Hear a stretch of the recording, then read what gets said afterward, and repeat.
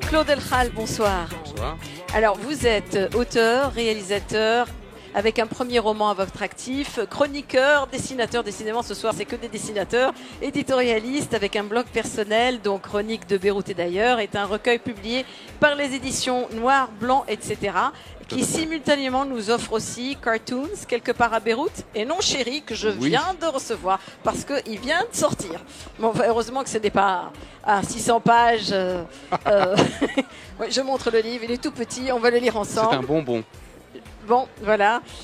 Et puis, bon, je montre aussi Chronique de Beyrouth et d'ailleurs. Et Cartoons à l'antenne. Je crois que tout le monde a tout vu. Alors, attaquons donc pour commencer les chroniques. Dérision permanente, plume caustique et percutante. Est-ce que pour vous, dédramatiser, c'est pour mieux supporter ou simplement dénoncer ? Non, je crois qu'il y a des choses qu'il faut dire. On vit dans un monde, dans une société qui est trop policée, la pensée unique, etc. Il faut être gentil, il faut machin. Non, ça suffit. Je crois qu'il y a des choses qu'il faut dire, il faut les dire avec les mots qu'il faut. Et voilà. Et l'humour, c'est peut-être la meilleure arme pour le dire. Bien sûr, bien sûr. Alors, livrez-moi l'histoire de chaque ouvrage. Comme ça fait pas très longtemps qu'ils sont sortis, bon, je les ai lus. Je me suis beaucoup amusée à les lire d'ailleurs. Et on va lire quelques extraits ensemble. Mais racontez-moi quand même comment vous vous êtes mis à l'œuvre pour chacun de ces ouvrages. Moi, pour les chroniques, c'est en fait le blog qui est devenu un livre. J'ai commencé à écrire quelques chroniques sur le blog et puis on m'a offert 2 pages dans un magazine qui est une publication de Lorient Le Jour qui s'appelle Santé Beauté à l'époque. Oui. Et donc j'avais ma chronique où j'avais une liberté totale. Donc quand on me donne la liberté de dire ce que je veux, je ne me prive pas. Donc voilà, de chronique en chronique, etc. Commençais à avoir de plus en plus de lecteurs. Et puis le désir est venu un jour d'en faire un livre imprimé comme ça pour l'avoir entre les mains et pas uniquement sur Internet. Alors j'ai envie de prendre Non Chéri au hasard. On va ouvrir une page. Non Chéri, la Chenouf n'est pas une région de la montagne libanaise, par exemple. Non Chéri, un hashtag ne se fume pas. C'est pour vous donner une idée. Non Chéri, Beckett ne veut pas dire elle a pleuré. Quels sont vos préférés ? Ouh, mon Dieu. Mais il doit y en avoir qui sont restés en mémoire quand même. Non, enfin, je les aime tous plus ou moins. Il y en a beaucoup plus, mais on a fait une petite sélection et on va avoir un second volume un peu plus tard. Non, je les aime tous pour des raisons différentes. Un second volume seulement ou c'est une série qui va continuer ? On verra. On verra, ça dépend de l'inspiration. En fait, ce qui se passe, c'est que Non Chéri est devenu une espèce de mini-phénomène comme ça sur les réseaux sociaux. Oui. Tout le monde y va de son Non Chéri. Il y a eu quelques petits changements aussi dans le titre, dans la formule. Et ça a pris une telle ampleur que j'aimerais, justement, dans le 2e volume, publier non seulement mes Non Chéri à moi, mais aussi le Non Chéri des autres. Alors, je vais peut-être dire quelque chose qui va donner envie aux téléspectateurs de vous lire, parce que c'est pas un ouvrage littéraire pur, dur et rigoureux. C'est un moyen de lire et de se faire plaisir. Je prends le chapitre 11, Silicones, des chroniques de Beyrouth et d'ailleurs, par hasard. Hein. Alors, des obus partout, dans les rues, au supermarché, au restaurant, dans les bars, partout. Et je ne parle pas de guerre.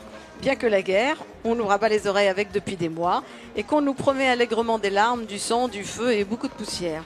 Guerre civile, guerre totale, ou les deux si on est sage. On nous promet ça pour la fin de l'été, ou l'automne ou l'hiver. Peut-être bien pour Noël. Une bombe au phosphore, ça doit faire joli sous le sapin. Bref, nous attendons que le ciel nous tombe sur la tête, sans que personne ne nous demande notre avis, et nous serons gentiment priés, au moment fatal, de nous transformer en réfugiés, en estropiés, en grands brûlés ou en macabées. Non, je ne parle pas de guerre, je parle des obus que porte à la poitrine une grande partie de nos femmes et qui explosent des décolletés forcément trop serrés. Il y en a de toutes les tailles, des obus de mortier, des obus de 60 mm, de 155 mm et même de 240 mm. Ou doit-on plutôt dire 43 DD, c'est ça ? Alors, je comprends que voir ces 2 poires mutines se changer peu à peu en oreilles de teckel n'est pas une perspective réjouissante, qu'une petite retouche par-ci, par-là, pour effacer un peu les cicatrices du temps qui passe, n'est pas si grave. Qu'un nez honni soit raboté ou qu'un bidibidineux soit délipidiné, je veux bien, c'est pour donner le ton, mais c'est quand même assez caractéristique de notre société. Oui, enfin, on est en train de vivre dans une société très caricaturale, malheureusement. On voit de plus en plus de ces poitrines comme ça, absolument infernales, des vrais obus, quoi, qui nous agressent dans la rue. Et s'il n'y avait que les obus, à la limite, ça serait bien. Il y a aussi les lèvres, les yeux, les machins. Il y a le moule unique. Oui, il y a tout le truc. Et tout le monde se ressemble. On se croirait sur une autre planète dans un film de science-fiction, un mauvais film de science-fiction des années 50, vous voyez. Et je crois que bon, il faut s'amuser de ça. Il faut les dénoncer, évidemment, mais il faut surtout s'amuser de ça. Parce que surtout au Liban, si on ne rit plus, mon Dieu.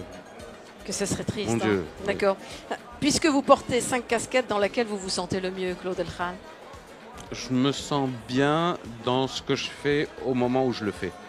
C'est-à-dire que quand je suis en train de réaliser un film, je suis très bien, comme si je ne faisais que ça. Quand je suis en train d'écrire aussi, c'est la même chose. Ou quand je dessine. C'est une nouvelle tendance là, de faire plusieurs choses chez les artistes.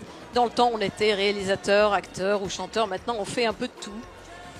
Est-ce que c'est une façon d'exploiter tous ces talents ou... Non, je suis comme ça, j'ai pas le choix. C'est-à-dire que j'aime faire ces choses-là et il faut que ça sorte, faut que je le fasse.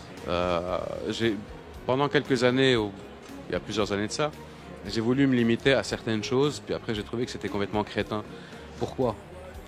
Quand on peut faire beaucoup de choses, il faut faire beaucoup de choses, à condition de ne pas être un touche-à-tout superficiel. Ça veut dire de faire les choses, voilà. Bien faire.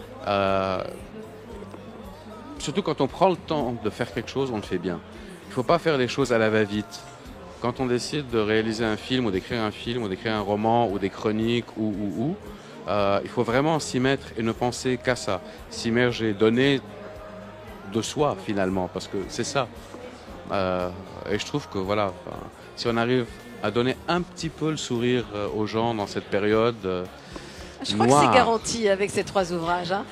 Oui, j'espère en tout cas. Merci beaucoup Claude Elkhal. Je vous en prie. Une page publicitaire.